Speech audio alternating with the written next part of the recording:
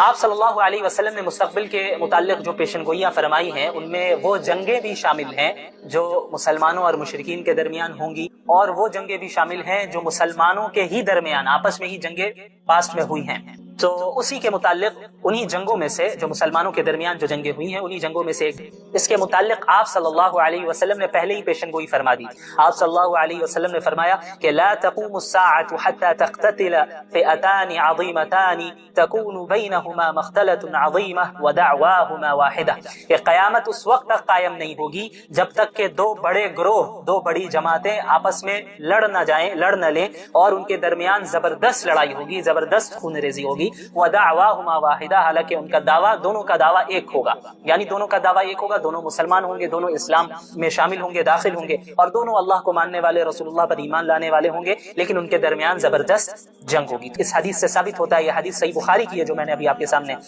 رکھی ہے، وہ صحیح بخاری کی روایت ہے کتاب الفتن کی، حضرت ابو ہریرہ رضی اللہ عنہ روایت کرتے ہیں، اور حدیث نمبر ہے 7121۔ تو اس طرف اشارہ فرمایا، اور یہ سن 36 ہجری میں آپ صلی اللہ علیہ وسلم کی یہ پیشن گوئی بھی بالکل صحیح ثابت ہوئی، اور اس جنگ کو بھی اللہ کے نبی صلی اللہ علیہ وسلم نے قیامت کی نشانیوں میں سے گنوایا۔ یہاں پر ایک بات کی میں مزید وضاحت کرنا چاہتا ہوں، صحابہ کرام رضی اللہ عنہم اجمعین کے درمیان جو جنگیں ہوئی ہیں انہیں ہم مشاجرات صحابہ کہتے ہیں، ان کے درمیان جو اختلافات ہوئے تو ان کے متعلق اہل السنت والجماعت کا کیا نظریہ ہے، اسے ہمیں سمجھ لینا چاہیے، کیا موقف ہے۔ یاد رکھیے ہمارا یہ عقیدہ ہے کہ انبیاء علیہ الصلوۃ والسلام کے بعد انسانوں میں افضل ترین جو جماعت ہے وہ صحابہ کرام کی جماعت ہے، اور اللہ اور اس کے رسول صلی اللہ علیہ وسلم کی اطاعت اور ان کی اتباع کرنے میں تمام انسانوں میں سب سے اعلیٰ، سب سے نیک، سب سے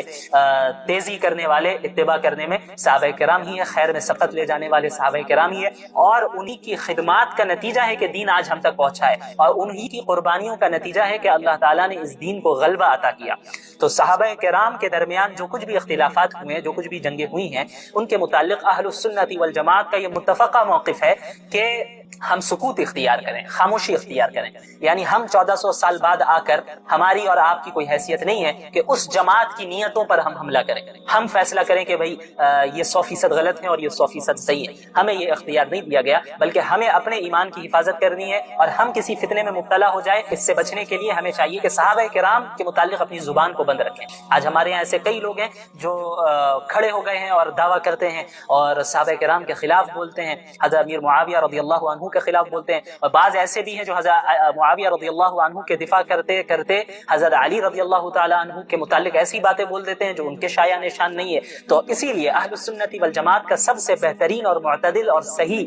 موقف یہی ہے کہ ہم خاموشی اختیار کریں، کہ ہم لب کشائی نہ کریں، چپ رہیں، کیونکہ یہ جتنے حضرات ہیں یہ مجتہد تھے۔ حضرت معاویہ رضی اللہ عنہ ان کا بھی ایک مقام ہے، وہ بھی مجتہد تھے۔ حضرت علی رضی اللہ تعالی عنہ ان کے مقام سے کون واقف نہیں ہے، ان کے فضائل سے کون واقف نہیں ہے، وہ بھی مجتہد ہیں، اور آپ صلی اللہ علیہ وسلم نے فرمایا ہے، یہ صحیح بخاری کی روایت ہے کتاب الاعتصام بالکتاب والسنہ میں، حدیث نمبر ہے 7352، کہ آپ صلی اللہ علیہ وسلم نے فرمایا کہ اذا حکم الحاکم فاجتہد ثم اصاب فلہ اجران واذا حکم فاجتہد ثم اخطأ فلہ اجر، کہ جب ایک حاکم اجتہاد کرے اور کوئی فیصلہ کرے اور اس کا فیصلہ صحیح بھی ہو، درست بھی ہو، تو اس کے لیے 2 اجر ہیں، 2 ثواب ہیں، اور جب وہ اجتہاد کرے اور فیصلہ کرے، اجتہاد کر کے کوئی فیصلہ کرے لیکن اس کا فیصلہ غلط ہو جائے، تب بھی اس کو 1 اجر ملنا ہے، کیونکہ اس نے اجتہاد کیا، اس کی نیت یہ نہیں تھی کہ وہ کچھ غلط کرے، خراب کرے، بلکہ اس نے جو اجتہاد کیا وہ اپنے اجتہاد میں اپنے اعتبار سے صحیح تھا، لیکن اگر حقیقت میں اس سے کچھ غلطی ہو گئی تو وہ اجتہادی غلطی ہوگی، یہ نہیں کہ نیتوں پہ ہم حملہ کرنے لگ جائے۔ تو یہ صحابہ کرام میں جو 2 گروہ بن گئے اور آپس میں جو جنگ ہوئی، لڑائی ہوئی، اگر ان 2 جماعتوں میں سے، ان 2 گروہ میں سے کسی ایک گروہ سے اگر کوئی خطا ہوئی ہے تو وہ اجتہادی خطا ہے، اس پر بھی انہیں 1 ثواب ملے گا۔ تو ہم اور آپ 1400 سال بعد اٹھ کر، میری اور آپ کی یہ حیثیت نہیں ہے کہ اس جماعت کے متعلق ہم ان پر اعتراض کریں، ان کی نیتوں پہ حملہ کریں۔ ایسے بھی لوگ ہیں جو علیاذ باللہ کھڑے ہو کر بعض صحابہ کرام کو منافق کہہ رہے ہیں، یہ بات کیسے صحیح ہو سکتی ہے جبکہ اللہ کے نبی صلی اللہ علیہ وسلم نے حضرت حسن رضی اللہ تعالیٰ عنہ کے متعلق فرمایا، صحیح بخاری کی روایت ہے کتاب الصلح 2704 حدیث نمبر ہے کہ ان ابنی ھذا سید ولعل اللہ ان یصلح بین فئتین عظیمتین من المسلمین، کہ یہ میرا بیٹا حسن یہ سید ہے، سردار ہے، اور اللہ تعالیٰ سے امید ہے کہ میرے اس بیٹے کے ذریعے اللہ تعالیٰ مسلمانوں کے 2 بڑے گروہ کے درمیان صلح کروائے گا، اور پھر ایسا ہی ہوا، جب آپ تاریخ کا مطالعہ کریں گے تو آپ کو معلوم ہوگا کہ حضرت علی رضی اللہ عنہ کے کی شہادت کے بعد حضرت حسن کے ہاتھوں پر مسلمانوں نے بیعت کی، اور وہ دو گروہ اسی طرح قائم رہے۔ حضرت معاویہ رضی اللہ عنہ کا جو گروہ ہے وہ بھی اسی طرح قائم رہا۔ یہاں حضرت علی کی شہادت ہوئی تو اس کے بعد خلیفہ مقرر کیے گئے حضرت حسن، لیکن حضرت حسن رضی اللہ تعالی عنہ نے حضرت معاویہ سے صلح کر لی اور حضرت معاویہ کے ہاتھوں پر رضی اللہ عنہ کے ہاتھوں پر بیعت کر لی، اور اس طرح جو دو گروہ بن گئے تھے مسلمانوں میں وہ ایک ہو گئے اور متحد ہو گئے، جس کی پیشن گوئی آپ صلی اللہ علیہ وسلم نے بہت پہلے کر دی تھی کہ اس بیٹے کے ذریعے، میرے اس بیٹے کے ذریعے اللہ تعالیٰ مسلمانوں کے من المسلمین، اس پہ غور کیجئے، مسلمانوں کے دو بڑے گروہوں کے درمیان صلح کروا دے گا۔ تو اللہ کے نبی صلی اللہ علیہ وسلم دونوں گروہ کو مسلمان کہہ رہے ہیں، دونوں کو مسلمانوں میں شامل کر رہے ہیں۔ تو جن کے متعلق اللہ کے نبی صلی اللہ علیہ وسلم نے گواہی دے دی کہ وہ مسلمان ہیں، تو ہم 1400 سال بعد اٹھ کر ہم یہ کہیں علیاذ باللہ کہ نہیں ایک گروہ منافق تھا، تو یہ بدبختی کی علامت ہے، ہمیں اس سے دور رہنا چاہیے۔ اور خصوصاً عوام کو تو میں یہی کہنا چاہوں گا جو عام مسلمان ہیں، انہیں چاہیے کہ ان موضوعات سے، ان ٹاپک سے دور رہیں، ان چیزوں میں لگے جن سے آپ کا عملی فائدہ ہو، آپ کی زندگی میں کوئی فائدہ ہو، عمل میں کوئی فائدہ ہو، اس میں اضافہ ہو، آپ کی آخرت بنے۔ اس کے علاوہ اگر آپ ان مسائل میں الجھ گئے، ان ٹاپکس میں الجھ گئے اور خدا نخواستہ صحابہ کرام کے متعلق لب کشائی کرنے لگ گئے تو یہ بڑے خطرے کی بات ہے۔ ہو سکتا ہے جو بھی ایسا کرے اس کی آخرت جو ہے برباد ہو جائے، تو اس لیے ہمیں سکوت اختیار کرنا ہے۔ سکوت مطلب خاموشی اختیار کرنی ہے۔ اہل السنت والجماعت کا نظریہ ہے، یہ ایک مستقل الگ ٹاپک ہے، اس میں انشاءاللہ کبھی ہم تفصیل سے بات کریں گے مزید دلائل کی روشنی میں کہ اہل السنت والجماعت کا جو یہ نظریہ ہے یہی کیوں صحیح نظریہ ہے، اور دیگر جو نظریات ہیں جو ایک طرفہ نظریات ہیں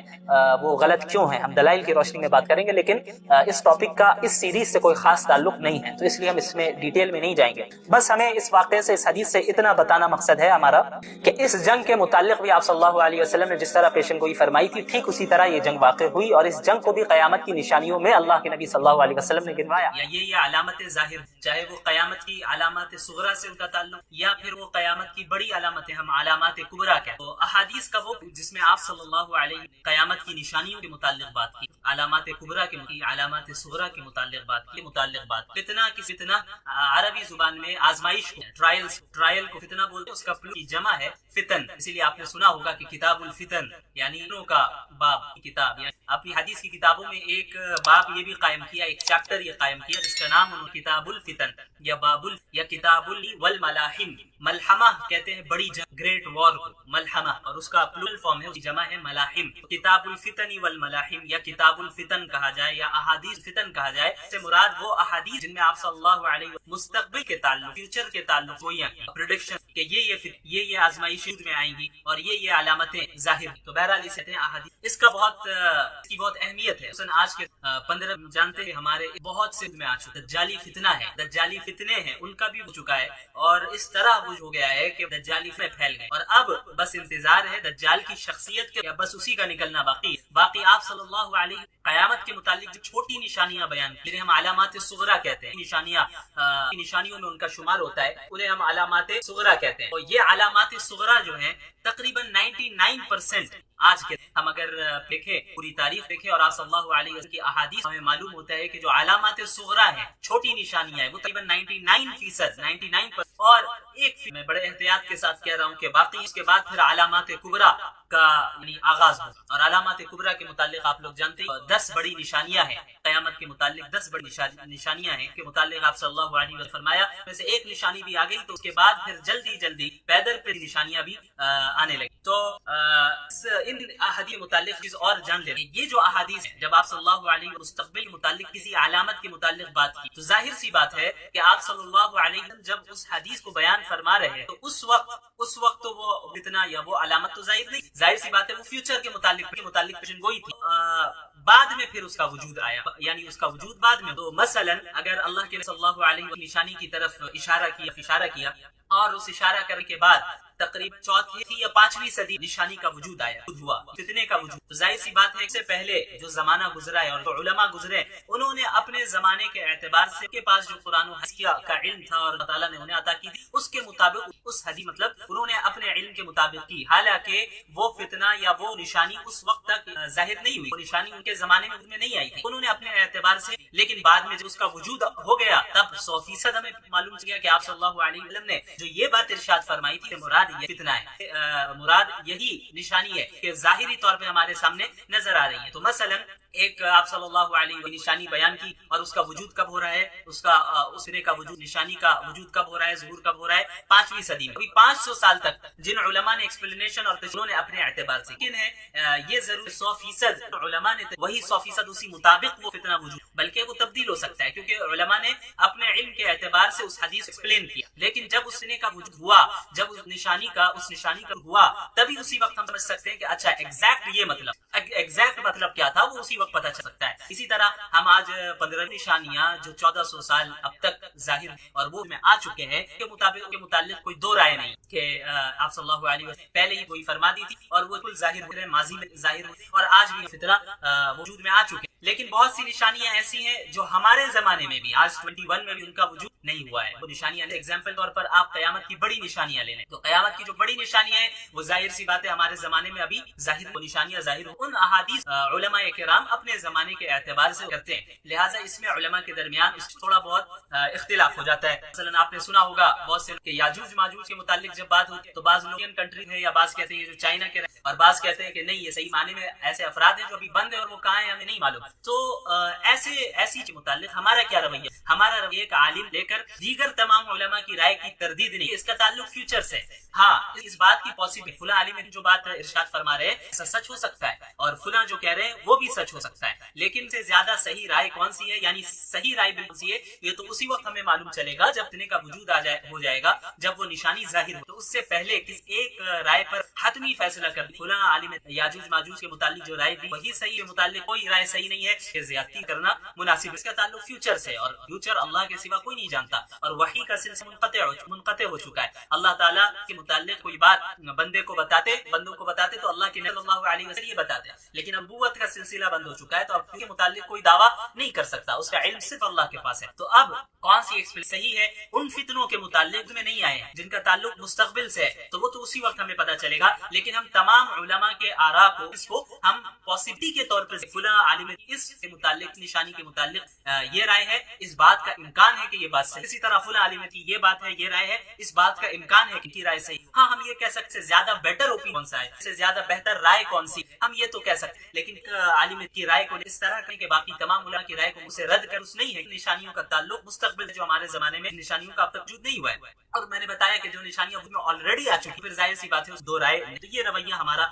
ہونا چاہیے احادیث والملاحم کے تعلق خصوصاً۔ تو احادیث فتن میں ایک سب سے پہلے تو ہمارے سے کہ آپ صلی اللہ علیہ وسلم کی ہیں، اس کا کیا مطلب؟ ایک چیز ہے آپ صلی اللہ علیہ وسلم ہیں، پریڈکشنز ہیں کے متعلق خبر نہیں ہے، انفارمیشن نہیں، یعنی ایسا نہیں ہے کہ آپ صلی اللہ علیہ وسلم نے بتا دیا کہ بھئی ایسا ہوگا تو بس ہونا ہے اور ہمیں ضرورت نہیں، بلکہ احادیث کا جو پہلو ہے، یعنی احادیث کا وہ پہلو جس کا تعلق اور ملاحم سے ہے، اس کے ان احادیث میں ایک پہلو تو یہی ہے کہ اس میں آپ صلی اللہ علیہ وسلم نے خبر دی، انفارمیشن ہے، یہ خبر ہے کہ مستقبل میں یا قیامت میں ایسا ہونا ہے، یہ چیز میں آئے گی، فتنہ وجود میں آئے گا، یہ نشانی ظاہر ہو، ایک تو خبر ہے، انفارمیشن ہے، لیکن دوسرا پہلو میں تنبیہ ہے، تحذیر ہے، امت مسلمہ کو منبہ بھی آپ صلی اللہ علیہ وسلم کر دیا کہ دیکھو یہ نشانی ظاہر تو ضرور، لیکن ہر مسلمان کو چاہیے کہ بچا رہے اس فتنے سے، اپنے آپ کو اس آزمائش سے اپنے آپ کو محفوظ رکھے، نشانی سے اپنے آپ کو بچا کے رکھے، وہ خود جو ہے شقاوت میں مبتلا نہ ہو جائے، وہ خود گمراہی میں مبتلا نہ ہو جائے، یا ان گمراہیوں میں لانے میں وہ شریک نہ ہو جائے، نہ ہو۔ لہٰذا جب بھی ہم ان احادیث کا مطالعہ کریں، ان احادیث کو پڑھیں جن کا تعلق یعنی سے ہے، پریڈکشن ہے، آزمائشوں نشانیوں سے ہے، پھر ہمیں اس کی رعایت کرنی چاہیے۔ پہلی چیز تو یہی ہے کہ ہاں آپ صلی اللہ علیہ وسلم فرمائی ہے کہ 100% صحیح ہو کر رہے گی، کیونکہ آپ صلی اللہ علیہ وسلم کا قول ہے اور یہ آپ صلی اللہ علیہ وسلم خبر ہمیں۔ اور دوسرا پہلو کیا ہونا چاہیے کہ ہم اپنے آپ کو، اپنے ایمان کی حفاظت، گھر والوں اور مسلمانوں کی حفاظت میں ہم مبتلا نہ ہو، اسے ہم اپنے آپ کو ظاہر تو ہونا ہے، نشانیوں کو ظاہر تو ہونا ہے، لیکن ہم کس طرح ان چیز سے، تو احادیث ان پہلو میں آپ صلی اللہ علیہ وسلم دونوں جانب ہماری رہنمائی فرما دی ہے کہ کیا نشانیاں آنے والی ہیں، کس طرح ہمیں بھی رہنا ہے۔ تو ایک حضرت اس وقت سے پہلے حضرت بخاری کی روایت ہے، ابو سعید رضی اللہ تعالی عنہ فرماتے ہیں کہ اللہ صلی اللہ علیہ وسلم نے فرمایا لَتَتَّبِعُنَّ سُنَنَ مَنْ كَانَ قَبْلَكُمْ شِبْرًا وَذِرَاعًا بِذِرَاعٍ حَتَّى لَوْ دَخَلُوا ضب قال فمن. ترجمہ حضرت ابو رضی اللہ عنہ فرماتے ہیں اللہ صلی اللہ علیہ وسلم نے ارشاد فرمایا ایسا ہوگا کہ تم یعنی امت مسلمہ یعنی پچھلی پیروی کرنے ہوگے، پچھلے فالو ہوگے، بالشت برابر بالشت، ذرا برابر ذرا. ایک خاص تعبیر ہے عربی زبان کی، سے کہتے ہیں تم قدم بقدم انہیں فالو، تو قدم بقدم آگے چلو. قدم بقدم اور قدم بڑھنے کا کیا مطلب ہے؟ بالکل جس طرح ان لوگوں